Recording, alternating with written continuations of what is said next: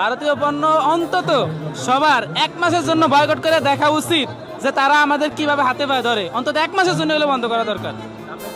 সেটাই আমি যেটা বলছি। আরে কেনা কে চাতে হো? আমদানি করা 25 কেজির এক বস্তা পেঁয়াজে প্রায় অর্ধেকই মিলছে পাথর।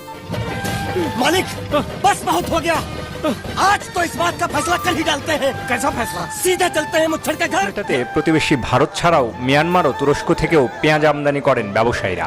সম্প্রতি পেঁয়াজ আমদানির বিপরীতে ঘটেছে প্রতারণার ঘটনা। তুরস্ক থেকে চট্টগ্রাম সমুদ্র বন্দর দিয়ে আসা 40 টন আমদানি করা পেঁয়াজের বস্তায় মিলেছে বড় বড় পাথর।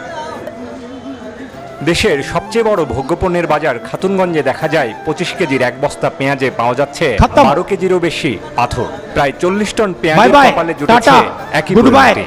তাহলে প্রতি বস্তার ভিতরে সর্বোচ্চ 24 কেজি পর্যন্ত পাথর পাওয়া গেছে, সর্বনিম্ন 2 কেজি 3 কেজি এইভাবে। এ নিয়ে সমুদ্র বন্দর কর্তৃপক্ষ বলছে এই কারসাজির বিষয়ে বিদেশে বসে বিভিন্ন মিডিয়ার মাধ্যমে দেখি পাকিস্তান থেকে যে পেঁয়াজগুলা বাংলাদেশে আমদানি করতেছে, প্রতি বস্তা পেঁয়াজের মধ্যে 4 থেকে 5 কেজি বড় বড় পাথর পাওয়া যায়। যে দেশে নিত্য প্রয়োজনীয় জিনিসপত্রের দাম বাংলাদেশের তুলনায় বেশি, তারা আপনাদেরকে সস্তায় পেঁয়াজ দিবে কিভাবে? আর যেই দেশটি 1971 সালে মুক্তিযুদ্ধের সময় 30 লক্ষ বাঙালিকে মেরেছে, 2 লক্ষ মা বোনের উপর অত্যাচার অবিচার চালিয়েছে, তারা আপনাদেরকে পাথর দিবে নাকি সোনা দিবে?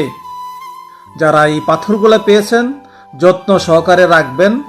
যারা ঢাকা বিশ্ববিদ্যালয়ে পাকিস্তানি পতাকা উড়িয়েছেন, সেই মেধাবী ছাত্রদের কাছে এই পাথরগুলা জমা রাখবেন, কারণ ভবিষ্যতে ফারাক্কা বাঁধ বানাতে হবে না, তখন এই পাথরগুলা কাজে লাগবে। আফসোস গেল প্রতারণা কারা করে। এটা যদি ইন্ডিয়া করতো তাহলে কিন্তু এতদিন মানে কত রকমের ফেসবুক বলো, ইনস্টাগ্রাম বলো, আর হোয়াটসঅ্যাপ বলো, যত কিছু আছে ইন্টারনেটের যুগে একেবারে ছেয়ে যেত। কিন্তু কে করেছে? তাদের ভাই, তাদের বাপ, তারা করেছে। তো এটা কোনো ব্যাপার নয়। পাকিস্তান করেছে, তুরস্ক করেছে, হ্যাঁ, এদের কোনো ব্যাপার নেই। আর ইন্ডিয়া করলে কি অবস্থা হতো দেখুন, কেমন দিল বাঁশ নেবেন। আর পেঁয়াজ নিচ্ছেন না, নিচ্ছেন কি বলুন তো, নিচ্ছেন পাথর। সস্তা দিচ্ছে না, সস্তা খেলে কেমন অবস্থা হয় বুঝিয়ে গেলেন এবার।